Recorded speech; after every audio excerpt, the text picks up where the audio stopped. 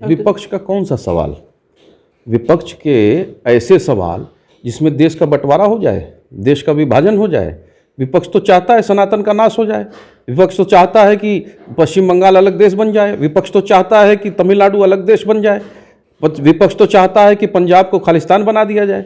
तो क्या ऐसे प्रश्नों का जवाब दिया जा सकता है? विपक्ष तो चाहता है कि चीन का ये जवाब दें, लेकिन ये नहीं बताता है कि चीन ने उनके कार्यकाल में कितनी भारत की ज़मीनें कब्जा कर ली। भारतीय जनता पार्टी की चल रही सरकार के दौरान चीन अपनी जद में है। गलवान में, डोकलाम में भारत की सेना ने रोका। पाकिस्तान के अंदर चाहे वो सर्जिकल स्ट्राइक हो या फिर उरी स्ट्राइक हो, आप देख सकते हैं दुश्मन को कैसे जवाब दिया जाता है, किस भाषा में, वो देखा आपने। यही देश है जहां हर शहर में बम विस्फोट होते थे, बसों में होते थे, ट्रेन में होते थे, मंदिरों में होते थे। आज वो सारे रुके हुए हैं। क्यों रुके हुए हैं? ये सरकार की इच्छा शक्ति और प्रबल रणनीति का ही हिस्सा है। तो विपक्ष तो इस देश को भोग की भूमि मानता है। वो ये समझता है कि इस देश का वो राजा है, इस देश की मिल्कियत उसकी है, इसलिए इस देश को भोगना है, लूटना है, लूट का संसाधन मानता है। आज उन सब चीज़ पर प्रतिबंध लग रहा है, सब चीज़ें रोकी जा रही हैं। आज विपक्ष हाशिए में, कोने में, आपको केरल में दिख जा रहा है, कर्नाटक में दिख जा रहा है, एक हिमाचल में दिख जा रहा है। दोस्तों नमस्कार, और आप देख रहे हैं कांडी बनारसी। कांडी बनारसी में आपका स्वागत है। हमारे साथ बातचीत करने के लिए गौरव मिश्रा जी हैं, जो भारतीय जनता पार्टी से हैं और बीजेपी के प्रवक्ता भी हैं। वर्तमान स्थिति में जो चल रहा है, जो भारतीय राजनीति में जो चल रहा है, उसको लेकर हम बात करने के लिए आए हैं। गौरव जी, क्या मानते हैं, कितना बदला है राजनीति जब से केंद्र में सरकार भाजपा की आई है 2014 से लेकर, और अभी तक क्या देखते हैं? देखिए, बहुत बड़ा बदलाव आया है। भारत की राजनीति पूरे विश्व को एक दिशा देने की स्थिति में, एक नेतृत्व देने की स्थिति में आज खड़ी हो गई है 10 वर्षों में। मैं इसको इस बात से कह सकता हूं कि वसुधैव कुटुंबकम की जो अवधारणा है भारत की, उसी मार्ग पर चलते हुए प्रधानमंत्री मोदी जी के नेतृत्व में भारत ने ऐसे ऐसे प्रतिमान खड़े किए हैं जिसका अनुसरण आज पूरा विश्व कर रहा है। चाहे वो कोरोना महामारी के दौरान 100 से अधिक देशों में वैक्सीन देने की बात हो, या फिर आज आप देख रहे हैं इतने विहंगम, विराट, अविस्मरणीय, अकल्पनीय, चमत्कृत कर देने वाला महाकुंभ, जिसमें 60 करोड़ से अधिक लोगों ने स्नान किया। पृथ्वी के इतिहास में इतना बड़ा गैदरिंग, इतना बड़ा मानव समागम कभी नहीं हुआ होगा, मेरा ऐसा विश्वास है। वहीं पर आप देख सकते हैं, चाहे वो वन अर्थ वन ग्रिड की बात हो, इस तरह के तमाम ऐसे प्रयास भारत ने किए हैं जो विश्व स्तर पर लोगों के लिए अनुसरणीय है।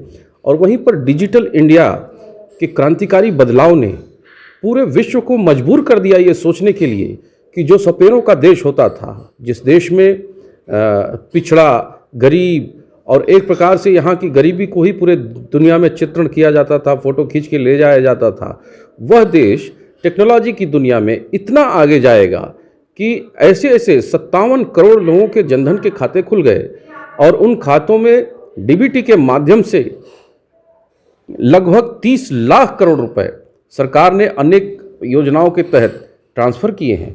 ये अपने आप में ऐसा उदाहरण है, पूरा विश्व हैरान है, चमत्कृत है इन सब उपलब्धियों को देख के। तो मेरा ऐसा मानना है कि भारत आज 5वीं विश्व की सबसे बड़ी अर्थव्यवस्था बना है पिछले 10 वर्षों में। जहां 11वें नंबर पे था, आज 5वें पर है, और तीसरे की बनने की दिशा में बहुत तेज़ी से अग्रसर है। और पूरा विश्व उम्मीद देख रहा है, क्योंकि फास्टेस्ट ग्रोइंग इकॉनमी भारत है और दुनिया में fastest growing startup ecosystem Bharat का है। वहीं देश के अंदर भी आप देख सकते हैं इस बदलाव को, इंफ्रास्ट्रक्चर के क्षेत्र में, चाहे वो नेशनल हाईवेज़ हों, एक्सप्रेसवेज हों, एयरपोर्ट्स हों, एम्स के अस्पताल हों, या फिर IITs हों, या फिर मैनेजमेंट के कॉलेजेस हों, पूरे देश में इस तरह के बहुत बड़े बड़े बदलाव आ रहे हैं। और हमारा युवा उस दिशा में आगे बढ़ रहा है और विश्व प्रतिस्पर्धी बन रहा है। सबसे महत्वपूर्ण बात यह है कि विश्व की प्रतिस्पर्धा में वो भाग ले रहा है और अपना डंका दुनिया में बजा रहा है। इसलिए दुनिया की 5 बड़ी कंपनियां, टॉप 5 कंपनियों के CEO आज भारत से बिलोंग करते हैं। आज दुनिया का सबसे शक्तिशाली देश अमेरिका, उसके जो प्रमुख पदों पर बैठे हुए लोग हैं वो भारतीय मूल के हैं। तो कहीं ना कहीं भारत की जो मेधा है, जो छुपी हुई ऊर्जा थी, जो एक आवेश स्थितिज अवस्था में था, वो आज गतिज अवस्था में आ गया है, वो काइनेटिक रूप में आ गया है और पूरा विश्व इससे लाभान्वित हो रहा है। आपकी बात ये बताइए कि आप इतनी सारी उपलब्धि गिनाएं, लेकिन लगातार विपक्ष यही कह रहा है कि आप बहुत सारी चीज़ों से जब घिरते हैं, सवाल पूछा जाता है, चाहे लोकसभा हो चाहे राज्यसभा हो, उसमें पूछे जाते हैं, तो क्यों सरकार क्यों नहीं खुलकर बता पा रही है? विपक्ष को क्यों नहीं उनके सवाल का जवाब क्यों नहीं दे पा रही है, जब इतनी सारी चीज़ें हैं? विपक्ष का कौन सा सवाल? विपक्ष के ऐसे सवाल जिसमें देश का बंटवारा हो जाए, देश का विभाजन हो जाए। विपक्ष तो चाहता है सनातन का नाश हो जाए, विपक्ष तो चाहता है कि पश्चिम बंगाल अलग देश बन जाए, विपक्ष तो चाहता है कि तमिलनाडु अलग देश बन जाए, विपक्ष तो चाहता है कि पंजाब को खालिस्तान बना दिया जाए। तो क्या ऐसे प्रश्नों का जवाब दिया जा सकता है? विपक्ष तो चाहता है कि चीन का ये जवाब दें, लेकिन ये नहीं बताता है कि चीन ने उनके कार्यकाल में कितनी भारत की जमीनें कब्जा कर ली। भारतीय जनता पार्टी की चल रही सरकार के दौरान चीन अपनी जद में है। गलवान में, डोकलाम में भारत की सेना ने रोका। पाकिस्तान के अंदर चाहे वो सर्जिकल स्ट्राइक हो या फिर उरी स्ट्राइक हो, आप देख सकते हैं दुश्मन को कैसे जवाब दिया जाता है, किस भाषा में, वो देखा आपने। यही देश है जहां हर शहर में बम विस्फोट होते थे, बसों में होते थे, ट्रेन में होते थे, मंदिरों में होते थे। आज वो सारे रुके हुए हैं। क्यों रुके हुए हैं? ये सरकार की इच्छा शक्ति और प्रबल रणनीति का ही हिस्सा है। तो विपक्ष तो इस देश को भोग की भूमि मानता है। वो ये समझता है कि इस देश का वो राजा है, इस देश की मिल्कियत उसकी है, इसलिए इस देश को भोगना है, लूटना है, लूट का संसाधन मानता है। आज उन सब चीज़ पर प्रतिबंध लग रहा है, सब चीज़ें रोकी जा रही हैं। आज विपक्ष हाशिए में, कोने में, आपको केरल में दिख जा रहा है, कर्नाटक में दिख जा रहा है, एक हिमाचल में दिख जा रहा है, या नहीं, आप देख सकते हैं। नहीं, आप तो इतने सारी चीजें बता रहे हैं कि विपक्ष कहीं, मतलब कि आप ये बताना चाहते हैं कि हर जगह बीजेपी का साम्राज्य है, लेकिन लगातार तो ईवीएम पे सवाल खड़े कर रहे हैं, चुनाव आयोग पे खड़ा सवाल कर रहे हैं लगातार। उन्होंने, तेजस्वी यादव ने सीधे तौर पर उनको कहा कि चुनाव आयोग को कि हमारे हिफाजत के लिए जहाँ साफ सही से काम करने के लिए या नहीं है। तो इसका मतलब 37 सीट अखिलेश जी की आ गई उत्तर प्रदेश में, तो वो ईवीएम के बल पे आई है। इसका अर्थ ये है कि कर्नाटक में सरकार बना लिया कांग्रेस ने, तो ईवीएम के बल पे आया है। हिमाचल में विपक्ष की सरकार है, तो ईवीएम के बल पे आ गई है। मतलब जहां आपकी सरकार बने, विपक्ष की सरकार बने, वहां ईवीएम सही है, और जैसे ही भाजपा की सरकार बने तो ईवीएम खराब है। ये तो बढ़िया है, मीठा मीठा पेट के अंदर, कड़वा कड़वा बाहर। ऐसा नहीं चलता है राजनीति में। जनता की ये विजय है। जनता अपना मंशा दे रही है। जनता समझा रही है कि दुरुस्त हो जाओ, नहीं तो विलुप्त प्राणी बना देंगे इस देश से। और विलुप्त प्राय विपक्ष हो चुका है, क्योंकि वो देश विभाजन की राजनीति कर रहा है, वो भारत के बंटवारे की राजनीति कर रहा है। और सबसे महत्वपूर्ण बात, हिंदू सनातन को नाश करने की, समूल नाश करने की राजनीति विपक्ष कर रहा है। जिस तरह से 47 के बाद इस देश को शरियामय किया गया, जिस तरह से 47 के बाद बचे हुए भारत के भूखंड को भी पाकिस्तान में एक निश्चित समय, पाकिस्तान बना देने का एक निश्चित समय में प्रण लेकर के काम किया गया, आज वो सब डिकोड हो रहा है। उसमें सबसे महत्वपूर्ण भूमिका सोशल मीडिया अदा कर रहा है, और सोशल मीडिया की वजह से हमारा युवा सच्चाई जान पा रहा है कि किस तरह से कुचला है इन्होंने भारत के मानदंडों को। इसलिए जनता ये जवाब दे रही है, और इस गफलत में न रहें। ठीक है, हम सरकार में हैं, जहां हम गलती करते हैं जनता हमको भी सजा देती है, दंड देती है, हम भी उसके भागी बनते हैं। लेकिन ये नहीं है कि उनकी सरकार बन गई तो हम कहें कि ईवीएम की वजह से बन गई, ईवीएम में घपलेबाजी की वजह से बन गई। नहीं, तो स्पष्ट क्यों नहीं हो पा रहा है कि जब ईवीएम पे बातें आ रही हैं या चुनाव आयोग पे, तो क्यों नहीं बदल दिया जा रहा है? बहुत सारे लोग ये कह रहे हैं, विपक्ष के लोग, कि अमित शाह से मिले हैं लोग, अमित शाह के मित्र थे, इसीलिए उनको चुनाव आयोग का वो अध्यक्ष बना दिया गया। देखिए, ये सोरोस की चाल है। जिस तरह से बांग्लादेश में तख्ता पलट किया गया, जिस तरह से सीरिया या मिडिल ईस्ट में स्प्रिंग ऑपरेशन हुआ, उसी तरह से भारत के अंदर अगर सत्ता नहीं मिल रही है तो सत्ता को किस तरीके से साजिशन गिराया जाए, उसको पदच्युत किया जाए, उसके पीछे की ये मंशा है। मैं आपको बहुत स्पष्ट साफ तौर पर कहना चाहता हूं कि लोकतंत्र खतरे में है। ईवीएम से मैनिपुलेशन हो रहा है। अगर ईवीएम से मैनिपुलेशन हो रहा है और बैलेट बहुत अच्छा है, तो पश्चिम बंगाल में चुनाव हुआ था ना बैलेट से, तो क्यों वहाँ हत्याएं हुई? क्यों बैलेट लूट करके भागे गए? क्यों इतने बड़े पैमाने पे हिंसा हुई पश्चिम बंगाल में उसी बैलेट से?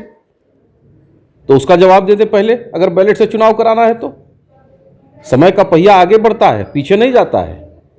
तो विपक्ष को ये समझना चाहिए उनकी चाल अब नाकाम हो चुकी है। उनके सोरोस का जो 7,000 करोड़ रुपया उन्होंने भेजा था भारत में मोदी को चुनाव हराने के लिए, वो उल्टा दांव पड़ गया है।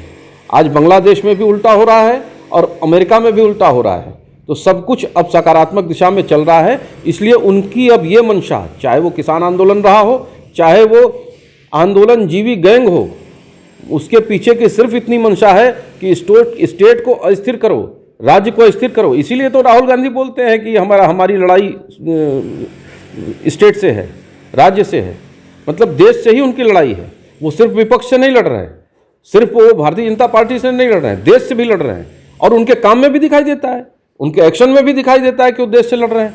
तो इसलिए उनका ये कहना पूरी तरह से बेमानी। और जो लोग विपक्ष के साथ खड़े हैं, जो लोग उनका साथ दे रहे हैं, वो निजी स्वार्थ में है, वो भोग की राजनीति वाले हैं, भारत के संसाधनों को लूटने और कब्जा करने और वही सामंती व्यवस्था वापस फिर लाने के फिराक में लोग हैं। इसलिए एक सवाल है कि ये बताइए, जो ये कुंभ मेला जो लगा है 2027 में, इसको आगे आप लोग रखेंगे क्या? देखिए, कुंभ मेला एक सांस्कृतिक उत्सव है। हाँ, संस्कृति का राजनीति पर भी प्रभाव पड़ता है, इसमें कोई दो राय नहीं है। जनता ये देखती है कि हमारे धर्म और संस्कृति के प्रति शासन सत्ता का क्या रुख है। यही हिंदू समाज है जिसकी कांवड़ यात्रा को विपक्षी सरकारों ने रोक दिया, सपा की सरकार ने रोक दिया। यही हिंदू समाज है जो कार सेवा करने गया जिसके ऊपर गोलियां बरसा दी गई। यही हिंदू समाज है 1967 में जब गौ सेवकों के ऊपर, गौ रक्षा के लिए आंदोलन कर रहे साधु संतों के ऊपर दिल्ली में गोली चलवा दी गई। यही हिंदू समाज है, इन्हीं साधुओं को 84 कोसी परिक्रमा में जेल में डाल दिया गया। तो जनता ये देखती है, जनता ये देखती है कि किस सरकार का क्या रुख है। हमें इस कार्य के वजह से, इस सेवा की वजह से वोट की अपेक्षा नहीं है। हम वोट बैंक की राजनीति के लिए कुंभ में सरकार का ये दायित्व है कि इतने बड़े आयोजन को बेहतर तरीके से करे। और सनातन का ये उत्सव है, सनातन जिसका आदि नहीं है, जिसका अंत नहीं है, और सनातन ही प्रकृति के प्रति स्वतंत्रता का गारंटी है। प्रकृति के स्वतंत्रता की गारंटी अगर विश्व में कोई भी मत संप्रदाय या धर्म देता है, धर्म तो सनातन ही है सिर्फ, और वो यही व्यवस्था देती है, और उसकी सेवा करना सौभाग्य का विषय है। और वो भारतीय जनता पार्टी के खाते आई है, तो क्यों ना हम इसको खुल के करें। और इसका अगर लाभ मिलेगा तो मिलना ही चाहिए। वो भी आके सेवा करें, कौन मना किया है? सपा को किसी ने मना किया? कांग्रेस को मना किया? आए अपने कार्यकर्ता को लगाएं, सेवा करें। लेकिन सपा ने तो अपना मूर्ति लगाकर वहां पूजा करना शुरू कर दिया एक व्यक्ति का, जिसने गोलियां चलवाई हिंदुओं के ऊपर। तो क्या ऐसे लोग क्लेम कर सकते हैं, जिसने लगातार पहले दिन से, कुंभ आने से, शुरू होने से पहले ही कुंभ की अवहेलना करना, उसके छोटे छोटे बातों को छिद्रान्विष्ट करके उसको अपमानित करना, कलंकित करना, उसकी साजिश रचने में केवल अपना पूरी ऊर्जा खपा दिया इन लोगों ने। तो जनता ये समझती नहीं क्या? जो 60 करोड़ जनता स्नान करके गई है, वो श्रद्धा भाव से गई है। वो श्रद्धा, वो भक्ति जिसके कारण भारत जीवित है, और उसको कुचलने का, उसको मारने का, उसकी हत्या करने का काम विपक्ष करता चला आ रहा है। तो अब ये संभव नहीं होगा इस देश में।